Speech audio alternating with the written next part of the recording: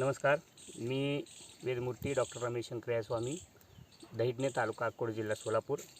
आज सोलापूर जिल्ह्यासह संपूर्ण मराठवाड्यामध्ये साजरी होणारी शेतीचे संबंधित अतिशय महत्त्वाचा सण जो मार्गशीर्ष महिन्याशील अमावस्येला येतो.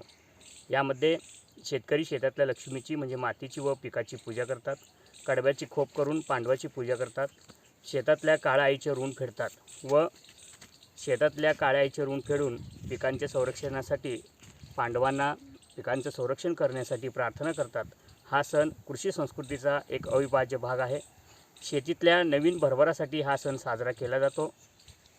या सणाचे पूजाविधी खालीलप्रमाणे आहे. शेतात कडब्याची गंजी करून त्या ठिकाणी 5 दगडांची पूजा केली जाते. ते पांडवाचे प्रतीक म्हणून 5 दगड ठेवून त्यांची पूजा केली जाते. त्यावरती हळद कुंकू अक्षता वाहून त्यांची विधिवत पूजा करून शेतातील पिकाचीही पूजा केली जाते. पांडवाची पूजा करत असताना त्यांना अशी एक विनंती केली जाते की आमच्या शेतातील जे काही पीक आहे किंवा हा जो या ठिकाणी जमलेला जो समुदाय आहे त्या सर्वांचं रक्षण तुम्ही करावं आणि आमच्या शेतातील पिकांचंही संरक्षण करावं असं एक विनंती सर्व शेतकरी करत असतात. येळी अमावस्या म्हणजे हा कन्नड शब्द आहे. येळी म्हणजे 7, येळ म्हणजे 7, त्यावरूनच हा येळ अमावस्या म्हणजे वेळा अमावस्या असं नाव धारण केलेलं आहे.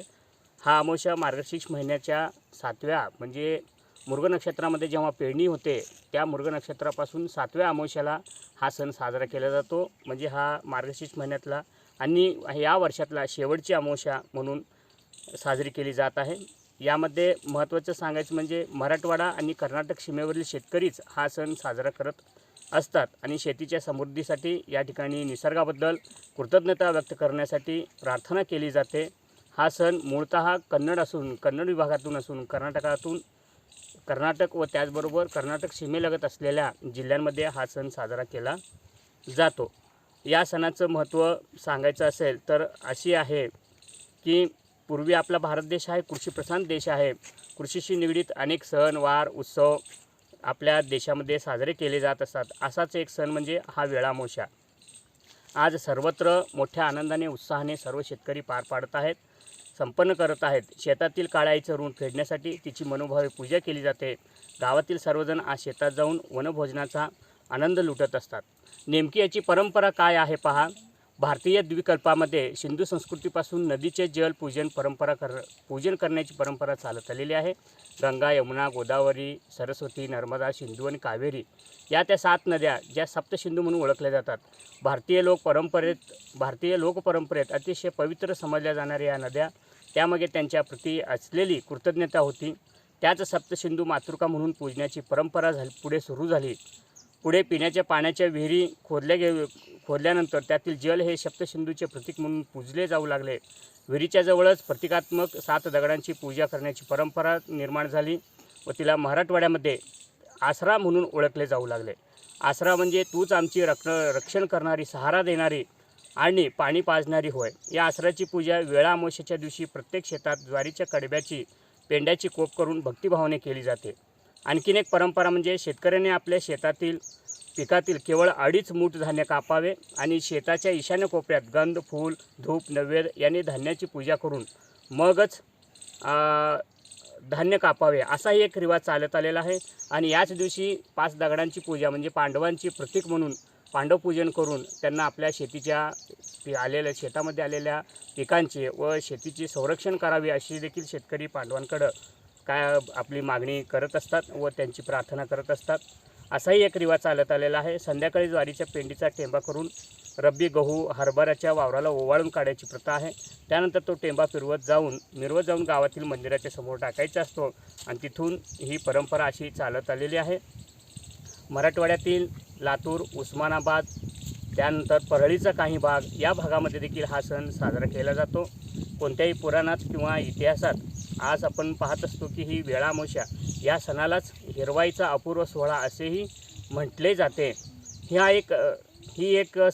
हा सण जो आहे माती आणि मातीशी जोडलेला व शेतीशी जोडलेला आहे. शेतीत कष्ट करणाऱ्या शेतकऱ्यांसाठी हा एक महत्त्वाचा दिवस असतो. शेतामध्ये विविध पद्धतीनं आपण पिके घेत असतो. त्या सर्वांच्या विषयी व त्याचबरोबर शेतामध्ये शेतीविषयी कृषीविषयी हा सण असून शेतीप्रधान व निसर्गाशी जोडलेला आहे. मग मार्गशीर्ष महिन्यामध्ये हा सण आपण मोठ्या उत्साहाने साजरा करत असतो। या दिवशी काय करत असतात तर एका मातीचे मडके घेऊन त्याला कुंकू काव याचे पठ्ठे ओढतात व त्यानंतर काठोकाठ आंबील भरत असतात। ज्वारीचे मुटके पुरणपोळी यांचा नैवेद्य करत असतात। शेतात पिकलेल्या पालेभाज्या शिजवून त्याचा गरगट्टा तयार केला जातो व एका मडक्यात भरतात, त्यालाच आपण भजी असंही म्हणतो। शेतात आल्यानंतर शेतकरी आपल्या डोक्यावर ते मडके घेतो व घोंगड्याच्या खोडीने झाकतो। तसे करून तो संपूर्ण शेताच्या बांधावरून ओलगे ओलगे सालम पोलगे पाची पांडवा सहावी द्रौपदी हर हर महादेव भगत राजो हार बोल चांगेव चांग बोलो असंच जयघोष करत काळ्या आईचं चांग बोलो असं पुकार करीत शेतीला फेरी मारतो। नंतर तो काला संपूर्ण शेतामध्ये फेकतो। एका झाडाखाली आपण पांडवाची पूजा करतात व त्या ठिकाणी एक खड्डा करून तिथे माठाची पूजन करून सर्व माठातील आंबील पुरणपोळी भजी हे सर्व त्या ठिकाणी नैवेद्य दाखवून ते 5 खडे घेऊन त्या ठिकाणी पूजन केले जाते आणि ते सर्व जो नैवेद्य त्या ठिकाणी केलेला असतो तर त्याच ठिकाणी खड्डा करून ठेवले जाते।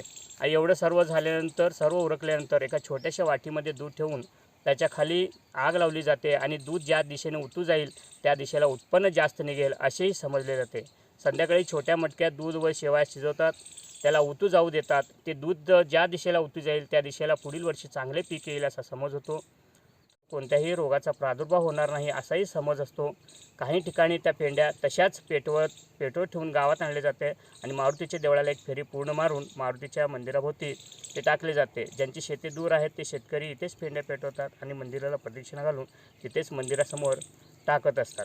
अशा रंबी हंगाम चांगला होऊ दे अशी देवाकडे प्रार्थना केली जाते। या वर्षातील ही शेवटची अमावस्या आहे, त्यामुळे हा कर्नाटकी असणारा सण संपूर्ण महाराष्ट्रासह उस्मानाबाद, लातूर, सोलापूर, परळीचा उर्वरित भाग या भागामध्ये साजरा केला जात आहे। यामागे काही आयुर्वेदिक देखील दडलेला आहे, कारण थंडीच्या दिवसामध्ये आपल्याला उष्णतेची गरज असते आणि ती उष्णता आपल्याला आपल्या अन्नपदार्थातून मिळत असते। उदाहरणार्थ बाजरी असेल, म्हणून आज बाजरीच्या उंड्यांना, ज्याला बाजरीचे उंडे विविध प्रकारच्या भाज्या एकत्र करून त्याच्यापासून जो गरगटा त्यालाच आपण भजी म्हणतो तयार केलं, त्यातून आपल्याला उष्णता मिळते असाही एक आयुर्वेद यामध्ये सांगितलेला आहे। अशा पद्धतीनं हा वेळामोशाचा सण सोलापूर जिल्ह्यासह लातूर, उस्मानाबाद व परळीच्या काही भागामध्ये मराठवाड्यामध्ये आनंदाने उत्साहाने साजरा केला जात आहे। आणि या वेळामोशाच्या निमित्त मी सर्व शेतकरी बांधवांना सर्वांना या वेळामोशाच्या शुभेच्छा देतो आणि या ठिकाणी या वेळामोशानिमित्त सर्व शेतकऱ्यांच्या शेतामध्ये भरभराटीचे पीक येवो, सर्वांना सुख समृद्धी लाभो असं मी आज शेतातील लक्ष्मीच्या चरणी प्रार्थना करतो। नमस्कार।